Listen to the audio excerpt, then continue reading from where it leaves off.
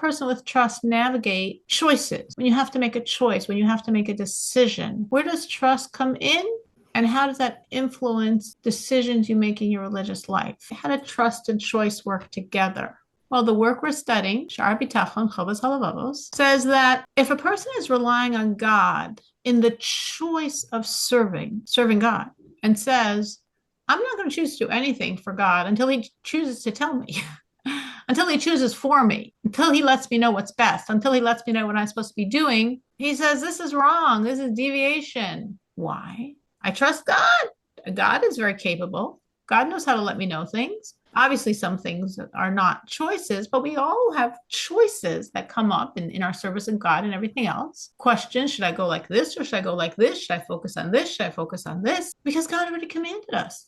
God commanded us to choose Torah, to choose the commandments. God told us what is good for us. There's a big difference between making choices in the religious arena or making choices in your secular life. In secular life, meaning in your mundane life. Because in the religious life, in our service of God, we have guideposts. We know what God wants. In the secular, in our mundane life, as long as it's kosher, meaning as long as it's permissible, it's very open-ended. So a trusting person in their secular life, you want to know if you should listen to this doctor, follow this medical path or this medical path, go in this profession or this profession, invest your money in these stocks or in these stocks, totally permissible, secular, mundane choices. You need to turn to God. A trusting person needs to turn to God and beseech God to guide him what's best, because he doesn't know. This is kosher and this is kosher. I don't know which one you want, God. This is kosher. I don't know what I'm supposed to do. But in our religious life, this work says, Sha'ar Bitachon Chovas Halavavos, duties of the heart, gate of trust. God told us. So turning to God and beseeching his guidance and trusting that the guidance will come and waiting for the divine guidance to come before you make this religious choice, he says this is foolish and wrong. Because God already instructed us what he wants us to do in terms of his service. Now, this is what's written in Duties of the Heart. Now, I would add from the Lubavitcher Rebbe 3 things that I believe are very important to know, very practical, very relevant for every one of us. Because even though as we're reading this or as I'm giving over what's written, it sounds very cut and dry, at least in the religious, and in the mundane, secular, it seems like, okay, you turn to God and trust and he gives you a sign, but it's not always so simple and clear. So very often, all of us have questions, both in our religious service. Does God want me to focus on this or on this? Something is happening in my life. Do I improve myself here or here? And in our secular, again, do I buy this house, this car, or this car, go to a dealership or Facebook Marketplace? We have questions. It's all kosher. It's not like a religious question, but I don't know which is going to lead me in the road I want, the road for success and happiness and everything good and positive. So there's 3 tools that the Rebbe emphasizes that I want to share with you, because I think it is very practical what he's raising. I feel not only in our secular life, but also in our religious life, really in both, we can be very trusting. We need to be very trusting. And a lot of times we need guidance. So the Rebbe focuses on 3 things. 1, I'm going to briefly overview, and then I'll talk a little bit more about each of these 3 tools that the Rebbe focuses on. 1 tool is called a mashpia. A mashpia is a spiritual mentor, a spiritual guide. A mashpia is someone who you know personally, who knows you, who knowing you, you believe not only knows you, but understands you. You actually believe they not only know you and understand you, but they care about you. So you're turning to a person who knows you, understands you, cares about you, and can help guide you in a very personalized way on what will be the best for you to do in whatever situation you're currently not sure what the best thing to do is. That's 1 tool, 1 traditional Torah tool. Another traditional Torah tool is called, in the language of the ethics of the fathers, where this concept is spelled out, a Rav, which means what we would probably call a rabbi, a big rabbi, a Torah scholar. The Rav, the big Torah scholar rabbi, the big rabbi, is higher, much, much higher than that mashpia, spiritual counselor, much more remote, not necessarily or probably do you have a personal relationship with this person, but you know he represents the truth of Torah. And you know that when he talks, you can trust that what he's saying is God's words. In the Ethics of the Fathers, it says, Aseh lecha rav, make for yourself, accept upon yourself, a rav, a Torah authority who can guide you. So we have the mashpia, the spiritual mentor, spiritual counselor.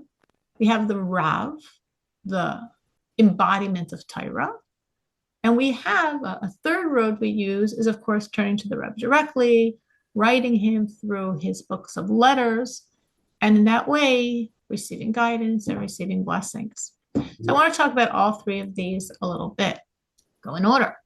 Start with the mashpia, the personal mentor, the personal guide. Now, this concept of a mashpia, personal guide, is not unique to the Lubavitcher Rebbe. It did not start when the Rebbe instituted, I would call it his campaign, which was in the early 80s. This is, as I'm saying, very traditional Judaism, goes back to Ethics of the Fathers, where we speak about accepting that Rav, that Torah authority, and really also at the same time having this spiritual personalized guide. But in the early 80s, the Lubavitcher Rebbe really started pushing this concept. It was very interesting. In the early days when he started pushing the reality of Mashiach, Mashiach's coming now, let's make it happen. We want Mashiach now, and doing everything we can to bring it. He started pushing the idea of the Noahide campaign, reaching out to the, at this moment, some 8 billion mankind, and telling them they have a relationship with God and helping them connect to God. And of course, the Mashiach campaign and the Noachide campaign are very hand in hand, because as part of the Mashiach campaign, you want every human being to accept God and proclaim him as king. Accept God's kingship, this brings redemption. So it's very clear the connection between the Mashiach campaign and the Noachide campaign, but also this campaign of accepting on yourself a personal guide and a spiritual leader, Mashpia and a Rav, also is linked to these campaigns. This is also like almost already living redemption, because this is something that will be very strong in the times of redemption. So the Rebbe directed us that we should each find for ourselves and ask someone to be our mashpia, our personal guide. And we should ask our personal, spiritual, and mundane questions to this person. The Rebbe actually said, this is a sole request of the Rebbe. There's only like two other things I know of that the Rebbe called sole request, meaning that he's saying this is really, really, really important to me. This is really something that I really want you to do, because I know how beneficial it is. I know how significant it will be for you. I know how helpful this is. And you really should feel, when you select this person as your personal spiritual mentor, and you turn to this person and you ask them for guidance, that God is working through them. So what are you looking for? Looking for someone who's close to you, someone who understands you, someone who cares for you, and someone that has more wisdom and knowledge than you in serving God. Because if they have the same wisdom and knowledge, then they might not necessarily be helpful. You want someone who has more, but at the same time is close to you, understands you, cares for you. And someone who you feel could be transparent to God, someone who's close to God, that God's energies could flow through that person. And that when you turn to the person and speak to them, you can really feel that God's going to work through this person, and the person will know what to tell you. And really, when they're talking to you, this is really giving you God's guidance in the situation. So that is the concept of a mashpia, a personal spiritual mentor. Very, very useful person who can really help you in your quandaries, in your dilemmas, and in general, of course, supposed to be helping you get closer to God. Anyone has had this experience, has turned to someone, has been helped, can vouch for it? I can vouch for it. I don't think I formally asked Cyril to be my mashpia, but I think of you as my mashpia. I turn to you and a lot of questions in my life, in all kinds of areas of my life. And honestly, I think you help me. You help me big time to turn my life to a different level, to a much, much, much better level. So Thank thank you. you. Thank you. Thank you. It wasn't supposed to be a personal tribute, but I'll take it and appreciate it. And thank you very much. So Chava never actually asked. You are supposed to officially ask. So God willing, for all of you that are going to take on a personal mentor, it is good to ask. Though I definitely agree with Chava that obviously if you have a relationship with a person, they do understand without you ever actually asking that that is your role in their life. And they obviously treat it as such and don't need the official invitation. How I said was really beautiful. Of course, I'm very touched because she's talking about me, but it's not. It doesn't always have to be as dramatic as that. That's like, wow, that's amazing testimony. That was a great commercial for a mashpia. And sometimes a person might say, well, I can't say my mashpia turned around my life, but I can say when I wasn't sure what direction to go, I spoke to her and she really helped me, and she really gave me the right guidance, and I felt like, someone was guiding me. There was guidance, there was a road, there was clarity. Because a lot of times, of course, in life, things don't have clarity. And very often, I believe, as we turn to the person and we really trust that they really are going to be God's conduit, this helps them be God's conduit. Meaning, the more that you look at a person and really say, like, I'm trusting you that God's going to talk through you, and the answers you're going to give me is really going to help me hear what God wants. And sometimes, very complex, difficult situations. I think it's just more and more that the person really can be this mouthpiece and really help that you do gain clarity. And of course, many times we all have been in situations where we're not sure what to do. We want to do the right thing, but we really don't know what it is. Anyone else? Anyone else has used a mashpia? I just have a question. How do you actually go about selecting such person? So what you need to do, that's a great question. So what you need to do is think of the people you know, because the idea of a mashpia ideally is someone who knows you, someone who's aware of you, or who knows you a bit and you trust. If you develop a relationship with them, they'll know you more and more. Meaning, we're contrasting the mentor to like the big rabbi. And the big rabbi doesn't need to know your name. Nice if he knows my name, but he doesn't need to, because he's just giving me Torah's truth. The personal counselor is supposed to know me enough that they're going to understand me and what that truth would look like for me. So this, in other words, there's some areas this is black and white. This is God's rules. This is God's laws. And there's many things that are more open-ended.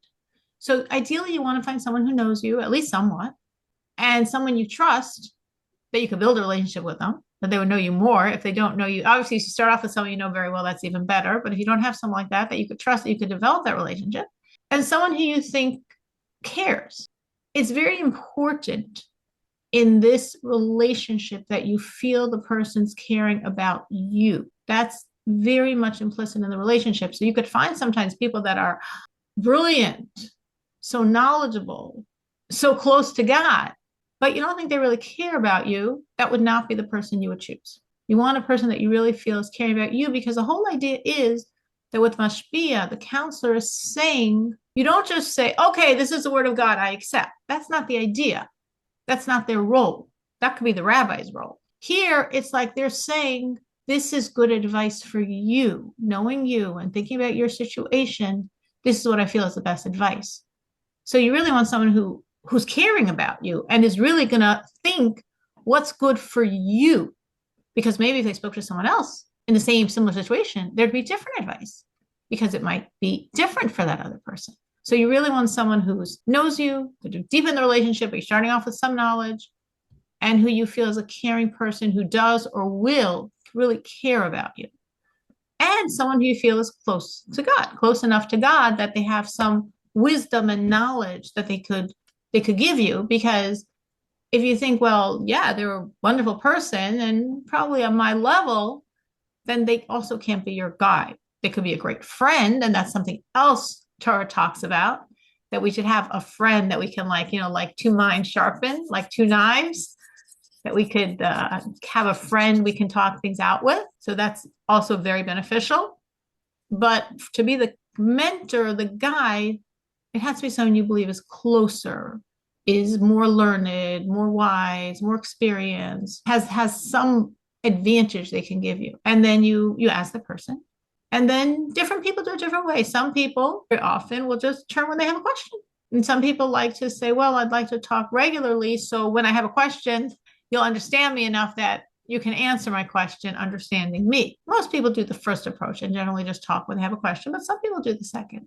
And it's just a very, very powerful tool, wonderful, beneficial thing that the Lubavitcher is really begging us to do, because it helps us, because we have a lot of times things that are not clear in our life. And it helps having that guidance, that personalized guidance from someone who you really feel knows and cares about you. The second tool, and I say tool, not like you pick one, two, or three, but you really should use all three. The second tool is the Rav. Now, a Rav means a rabbi, but the term in Ethics of the Fathers is a Rav, which implies, as I would call it, a bigger rabbi, a very knowledgeable rabbi. So every person, the same way they have their own personal spiritual mentor who they maybe even officially asked to be their spiritual mentor, or maybe they didn't, but they both understand that's the relationship. You don't have to you don't have to ask the rabbi, can you be my rabbi? That's not required at all. But similar to that council of the Mashpia, you really want to select someone. You want to choose someone. They don't need to know you chose them, but you want to choose a rabbi that you trust, that really you feel knows his stuff and really is going to give me God's words. Ideally, you want to choose someone who's accessible, because sometimes there can be these great rabbis, but they're impossible to get through to. So it's not very useful. They're wonderful, but it's really hard to talk to them. Maybe nowadays, someone that emails or texts or just answers his phone. You obviously want a very knowledgeable rabbi, meaning you could have a wonderful shul rabbi. Maybe you go to Chabad house, you could have a wonderful Chabad house rabbi. That's not what we're talking about. Because your shul rabbi or your Chabad house rabbi, he's dedicating his time to his congregation, to his Chabad house, to helping people get closer to God. This Rav is someone that dedicates his time to studying God's Torah and specifically God's laws. So that's his total immersion, and therefore he's going to know much more than the local shul rabbi or Chabad house rabbi. Obviously, you want someone who speaks the language you understand, because you get this great person who only talks Hebrew or Yiddish, it might not be very helpful. Again, he doesn't need to know you, but he needs to be able to convey to you the truth of Torah. And unlike with the spiritual mentor, you need to absolutely listen, knowing this is the truth of Torah. Meaning, when your mashpia, your personal spiritual guide, which is a person, as we said, that you know, that you feel close to, that you feel understands you, that you feel has a real relationship with God, they could give you advice and you could choose not to listen. You're allowed to not to listen because they're giving you advice. And you could say, I understand where you're coming from, but I can't do that right now. But the Rav, the teacher of Torah, if you ask him a question, his word is like, oh, that's the truth. Now, the law is that if you asked a rabbi a question and you didn't like his answer, you are allowed to go to another rabbi and ask him the same question, like to get an answer you were looking for. As long as, of course, both rabbis have to be legitimate Orthodox rabbis, and you must tell the second rabbi, I asked Rabbi so-and-so this question, and this is the answer he gave me. But honestly, I really don't like that answer, so that's why I'm coming to you. The second rabbi must know, according to the rules of Torah, that you did ask another rabbi who he was and what his answer was. And then he could choose to rule the same, or he could choose to rule differently. But in general, when we hear the words of the rabbi, we want to really envision, okay, this is God's law. He's conveying to me God's law. And as such, this is an absolute. And that helps me know how I'm supposed to behave. It might not be a personalized question. I'm not asking my personalized question, but it's the facts of God's Torah. It's the facts of God's laws. It is good to find one. Now, again, you could say, I don't need that because I have my local synagogue rabbi or Chabad house rabbi. And if I have a question, I ask him, and he probably goes and asks this big rabbi in New York or Israel for me. And that situation could work as well, if that is your situation. But it's always good to know I can ask and find out what the truth is. Now, of course, you could say, why do I need a rabbi? I mean, don't we all know the laws? I mean, maybe I don't know every law, but don't most people, you learn and you know the laws? There's a lot of laws, and they can be very, very complex. And they could be, again, this isn't you in your individual situation, I'm giving you guidance, but you in your individual situation, that could fall into a very specific subcategory where the law might be slightly different. And therefore, we do need someone that we can turn to and say, what's the law? So it's very wise to have someone, or if you don't have someone, but you have, again, maybe your synagogue rabbi, your shul rabbi, your Chabad house rabbi, someone, you do have a rabbi who is not this big ultimate rabbi, but he could ask the big ultimate rabbi for you, and he does, that could work as well. But important to have such a person, because ultimately need to know what is God's will in certain situations. So we spoke about, I touched on the idea of the personal mentor. I highly encourage everyone to select one. A rabbi, a rav. I highly encourage everyone to make sure they have one, or make sure they have someone who has one that they can ask. And the third idea, in terms of when you're not sure what to do, how to get guidance, is actually writing in to the Lubavitch Rebbe directly. And this is something followers of the Rebbe have been doing for many, many years now. Writing a letter to the Rebbe, writing the letter, addressing it to the Rebbe, and then selecting at random one of his over 40 volumes that have been published of letters the Rebbe wrote to people, selecting at random a volume, at random putting in your letter somewhere in that volume, after giving charity, maybe saying some psalms, to look at the Rebbe's picture, to connect to his energy. The Rebbe says when we look at the picture of call it tzaddik, a very holy, godly person, we connect to his energy through the picture. And again, you choose at random the volume, the page, put your letter in, and then read it, or have someone else read it to you if it's in a language you don't understand. Most of the letters are in Hebrew or Yiddish, but there are about 8 volumes in English. It's also something people can do online if they don't have access to the volumes. And looking in the letters for guidance, and there's letters to the Rebbe for blessings. So many miracles I've been involved with, so much guidance, so many blessings flow through these letters. And of course, I know a number of people here that have written into the Rebbe because they've written in with me. So I'm aware of that. Maybe some people have written in not with me, and I wouldn't be as aware. But maybe someone would like to share anything, any situation they had where they turned to the Rebbe in this fashion and were helped. First, I want to share there's a group chat for halacha questions. Rebbe Zlatopovsky and all Russian-speaking ladies in West Rogers Park community, they ask questions multiple times a day. And also he has a class. Now it's Motzei Shabbos, and before it was Shabbos afternoon. So he picks the topic and he answers the questions. So that's very helpful. And about writing a letter to Rebbe, I did it a few times with you, actually. It was helpful. I don't know if it changed anything in my life. I'm not sure, but it was helpful. Yeah, I was satisfied with the answers. Sometimes when you look back, you could see maybe some, if you remember, you can sometimes see even like, oh, like the clarity of the guidance, but that's really nice. Yes, I definitely remember. Yeah, it did not resolve the problem, like when I wrote a letter about Basia. But it was meaningful. I felt that letter you wrote about Basia was very meaningful because I felt the Rebbe was really giving you a direction for your life. Yes. Like a path, like this is why you're in this world. And this is what you need to be doing with your life. This is why God gave you the gifts he gave you. I remember that letter. I felt it was very, very meaningful for you. But yes, you're right. Sometimes we write in and we're asking for a blessing. And the Rebbe, obviously he's reflecting God's answers, says the answer isn't what you want, and we all have that. And of course, that's also when we pray directly to God. We pray to God. We're asking for what we want. It's not that God's not listening. It's not that he's not hearing. It's not that he doesn't care. It's not that he's busy with other things. It's not that he has a deaf ear. It's not that we're not worthy and deserving. Sometimes for reasons we will probably only fathom by Mashiach, the answer is not what we want.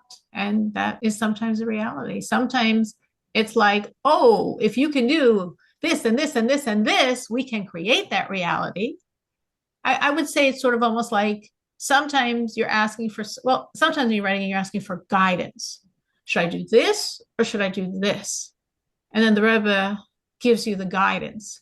So you got your answer. You weren't asking to change nature. You weren't asking for a miracle. You're asking for guidance. Should I buy this house? Should I buy this house? Should I stay in Chicago? Should I move to Israel? I mean, like, I can tell you countless, because I deal with this all day long, so to speak. Not all day long, but many people every day can turn to me and show me letters that they got an incredible guidance, which is sort of the point actually I'm really coming from, the idea of the direction. Like, you don't know. You don't know. Are you supposed to pursue this marriage, pursue this job opportunity, do this or do this? I mean, this procedure or this medical procedure, this fertility issue, this fertility issue. I mean, there's so many questions. It's unbelievable how so many answers. That's for guidance. When you wrote in for Bastian, it's more like asking for blessings, asking for miracles. And then, I'd say like all three options. Sometimes you get a beautiful, clear blessing and you're like, okay, it's going to be good. Like you write in and it's just so clear and so strong and so obvious. It's going to be. And you just go with that trust and faith it's going to be. And sometimes you get an answer that implies it's not going to be. It's not going to be. And that doesn't take away from you the ability to say Psalms and to give charity, because we always believe we can smash unlock doors and keep smashing on those doors. And we do sometimes. And sometimes we can pry them open, like, okay, it wasn't supposed to open. Well, we're going to force it open. And sometimes, I've seen with the Rebbe will tell you, well, this is what you should do. You want this miracle. You want this change. You want this change in your financial status. You want this change in your health. You want this change in finding your marital partner. You want this change in having a child, or your child being healthier, whatever, like all the myriads of things we ask blessings for. And very often the Rebbe will give physical or spiritual things the person should do, which sort of means it's in your hands. Walk the road. I'm not saying for sure it's going to happen. I'm not saying it's not going to happen. I'm saying do this to make it happen. Because really, we are partners with God. God gave us that ability to be his partners. We're told that we're partners in creation. We're partners with God. God gave us a world for us to refine, for us to change, for us to perfect. God gave us like an unfinished product and say, go bring Mashiach to my world, make my world my home. So we do have a lot of power. And sometimes when you're turning to the Rebbe, like, okay, I have the power. I want this miracle, but I don't know which road is going to create it. What should I focus on to make that spiritual change? And sometimes the Rebbe gives you guidance. Focus on this good thing or this good thing or this way of serving God or this way of helping someone else. And that's the road in this situation to change and create the miracle you're looking for. I think for me, I remember the first time I did this. I remember very clearly many years ago. And I wrote in then it was about an issue with one of my children.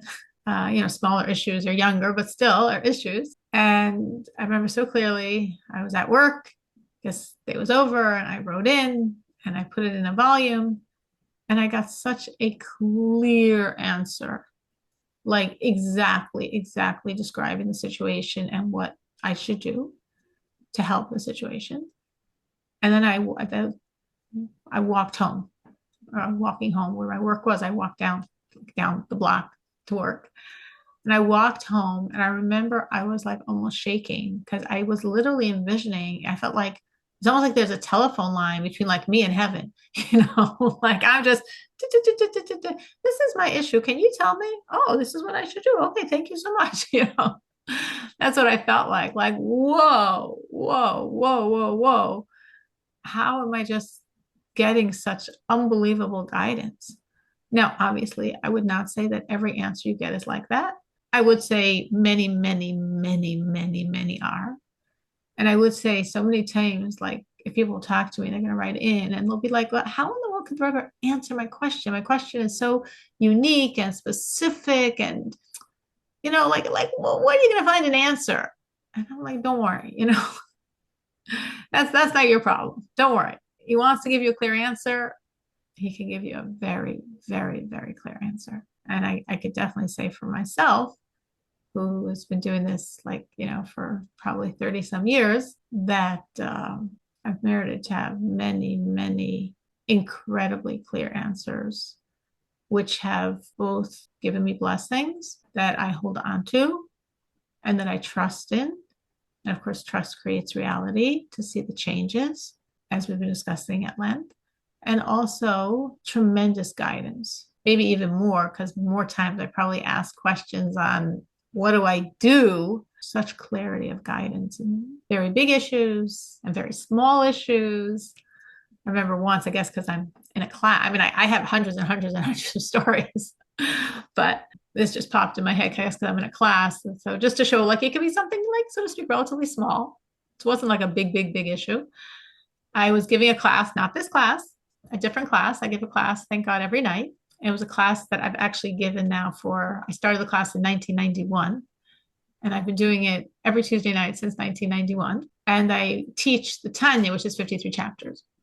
And this cycle that I was giving, there was very few people coming to the class. This was pre-COVID, when things were in person. There was very few people coming. And I was like a few chapters away from the end, when for some reason, whatever happened, and there were very few people coming. And it was like so hard for me. I work full time, pushing myself to give a class, so few people coming. And I was like, okay, just hold on. You're only a few chapters away from the end. You'll finish and you'll stop the class. Like, it's not like you're dropping the class. You finish the book. Perfect ending point. And I'm like, holding on. And okay, we get to the end. I'm like, I feel like, I already feel the relief. I'm going to be done with this class. And thank God. And I stuck it out. And it was maybe in the last class, or like right before then. And I was like, wait a minute. I don't work for myself. I work for the Rebbe.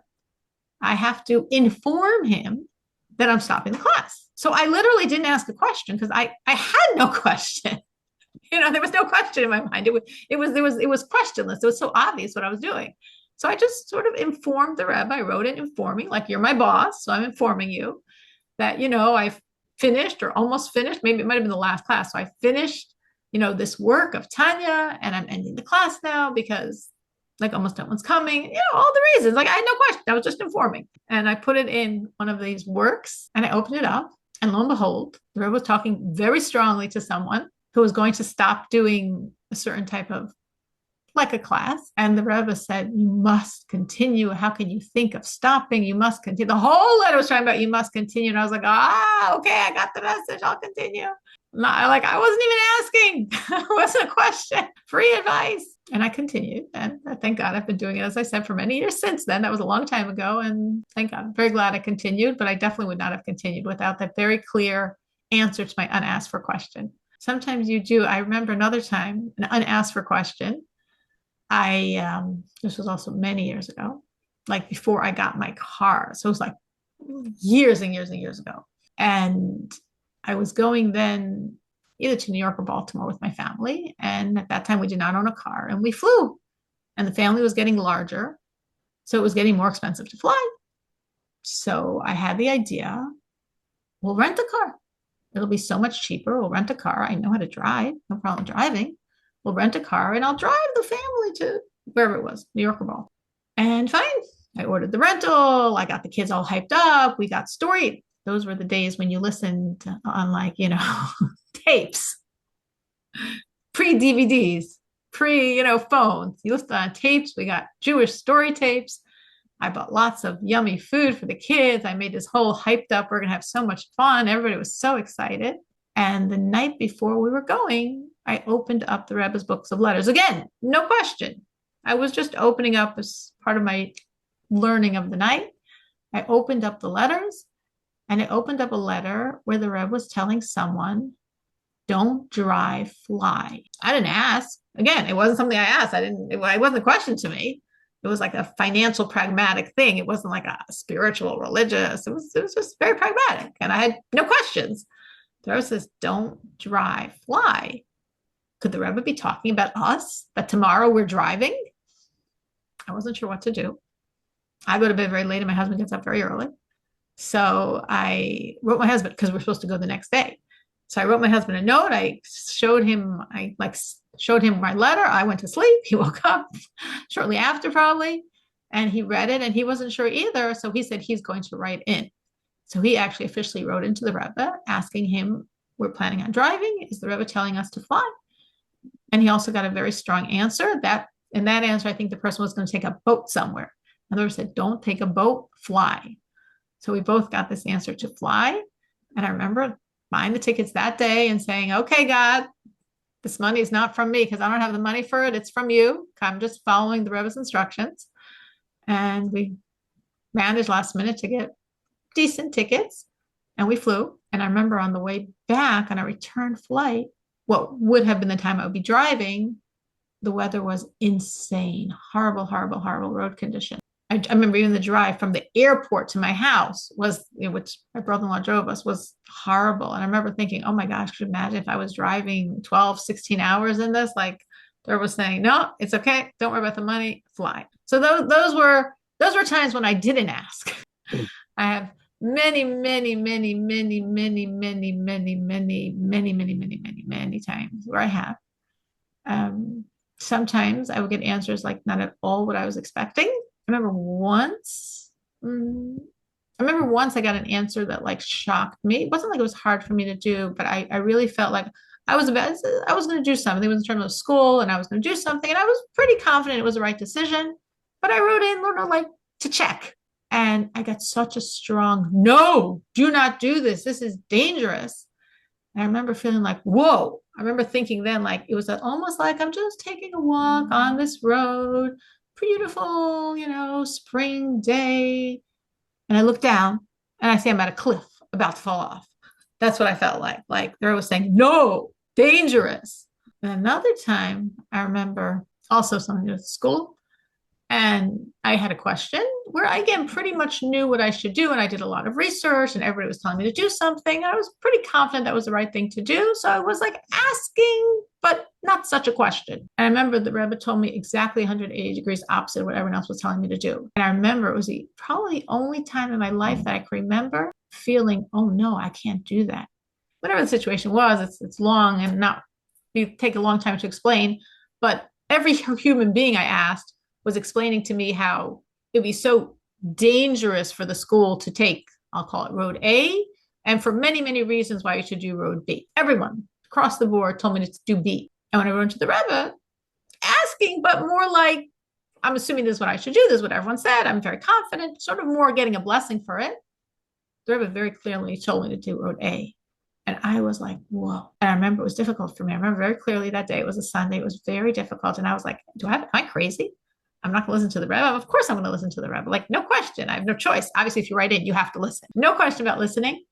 But I remember it was like difficult for me because I felt so like scared because all the people I consulted told me how dangerous that road would be. So wrong and dangerous and not good. And I took that road. And of course, the Rebbe was right. And it was fine and no problem and very successful.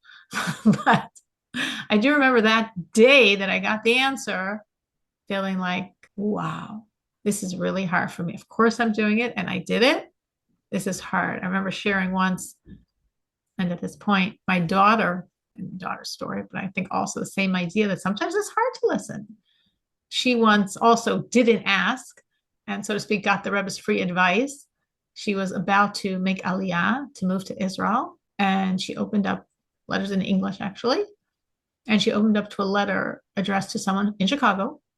Not only that, but the person's address was on the letter, and the person lived on Whipple Street, which is our block in Chicago. And the person had written to the Rebbe for a blessing to move to Israel. And the Rebbe said, no, don't move to Israel now. Like, you can move later. And I know the person, and he did move later, but don't move now. Instead, you have to stay in Chicago and work in Jewish education. And she gets this letter and she's like, oh no, is the Rebbe talking to me? I mean, I didn't ask that question. I was asking like for a blessing to get married. But it's Chicago, it's Whipple Street. It's someone that wants to move to Israel. Like I'm planning on moving to Israel like in like a month. And there was a stay in Chicago and work in education. And it was hard for her, but she accepted and knew that that was the Rebbe's answer. And she did it. And she stayed for a year. And she worked in education. And then after the year, she moved to Israel. She did not ask the Rebbe because you don't have to ask. You never have to ask. She's like, I'm not asking. I don't need to ask. But if the Rebbe, again, wants to give me free advice, unsolicited, I will listen. But if he chooses not to, then I, don't always need to ask. But that was a bit long. And, if I had 3 more hours, I could tell you 3 more hours worth of personal vignettes. I have unexaggerated hundreds of just really seeing again and again and again and again such clear guidance and directions how to receive the blessings. And sometimes, as Menucha said, the answer is no. And I've seen that also. That's hard, but I've seen that also sometimes very clearly. We should all merit using all of these tools and our own trust in God, that the road should be clear, should be obvious. We should be guided what to do, and we should seek God's success in what we're doing.